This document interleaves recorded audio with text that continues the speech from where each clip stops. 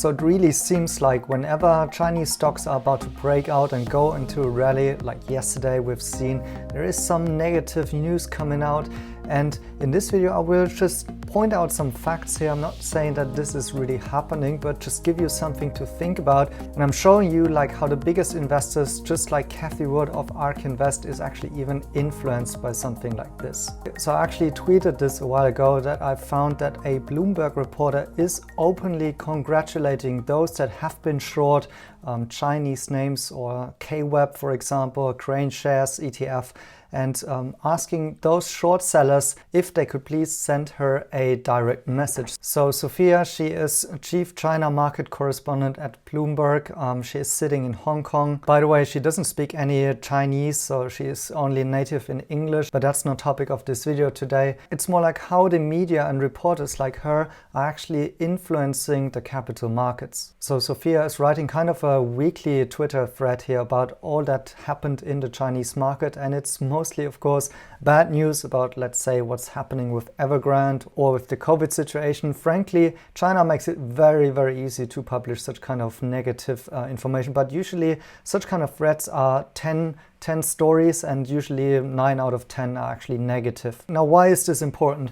First of all, I mentioned in the beginning like how always these negative news are coming out, and they're coming via the Bloomberg terminal or the Reuters messenger, and so this means that all of the traders are getting this information delivered to their terminals. And what's more is that currently it seems 70 to 80% of the trading is actually algorithmic trading, meaning there are computers who are scanning articles and then based on the content of this article are actually quickly either selling or buying equities. We saw an example of this week actually, when there was one guy named Ma has been arrested in Hangzhou, and based on that, Alibaba has lost 26 billion in market cap, so it's sold off 10%. So that must have been algorithmic trading, and it shows us how skittish the situation currently is and how high on alert the emotions can be about investing in China right now. And this is not only influencing the trading algorithms, but also star investors just like Cathie Wood, as you can see here.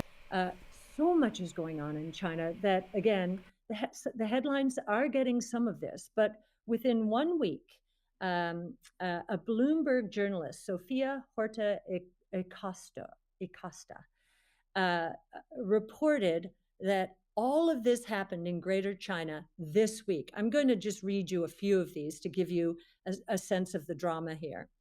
Evergrande suspends trading on the stock exchange.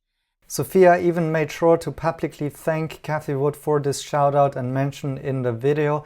And so you can see how the influence is actually quite big in this regard. I'm not sure how you feel about it, that the big media is publicly congratulating short sellers and asking for DMs, and what could be the interrelations here between big money and what is getting publicized in the media. I leave the conclusions up to you. I just want to spread the facts here, and then you come up with your own conclusions to that. What is certain, of course, is that this stream of negativity has kind of put a lid on the buying pressure for Chinese equities. Nobody really wants to touch them anymore currently. And of course, this lack of demand is clearly reflected now in the valuations. As I mentioned and pointed out before, China gives the investors all of the reason to do so, because obviously there is no management of this negativity stream, and there are also in some instances no counter facts available. For example, the delisting issue could be solved very soon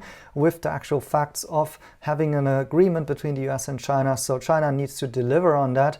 And otherwise, of course, there will be no break in this continuous stream of negativity going on there. However, in my point, it's quite clear that there's also some very, very big bias and negativity overhang when it comes to reporting around China.